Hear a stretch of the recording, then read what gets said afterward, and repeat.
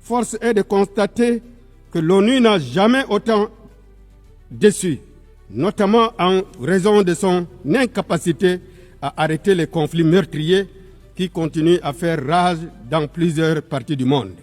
En Afrique, en Asie, en Amérique du Sud, la défiance grandit. Parce que trop souvent, les décisions majeures de cette organisation semblent servir les intérêts de quelques grandes puissances au détriment des aspirations des pays du Sud. Parce que le Conseil de sécurité reste une structure figée, héritée de l'après-guerre, où l'Afrique, berceau de 5e de l'humanité, demeure exclue de toute représentation permanente. Parce que les mécanismes de sanction et d'intervention sont sélectifs et l'indignation semble parfois géographiquement conditionnée. Nous devons avoir le courage de le dire ici, sans détour. Les missions de maintien de la paix de l'ONU ont parfois failli à leurs promesses et à leurs devoirs.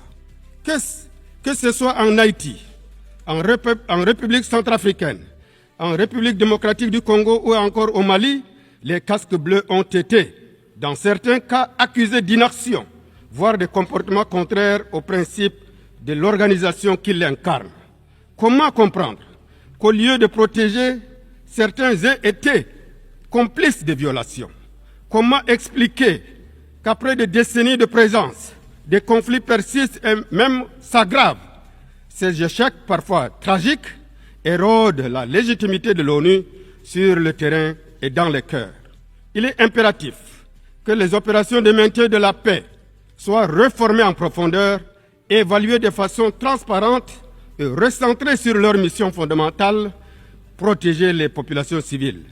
Madame la Présidente, Mesdames, Messieurs, depuis plus de 7 décennies, le monde assiste impuissant à un drame humain et politique. Je vais parler du conflit israélo-palestinien.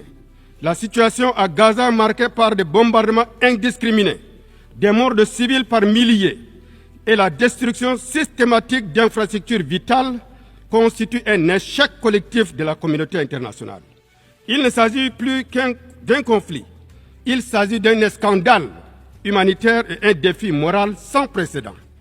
La guerre larvée entre Israël et Iran, les tensions régionales et l'incapacité de l'ONU à imposer une solution durable mettent en péril non seulement la stabilité du Moyen-Orient, mais surtout la paix dans le monde.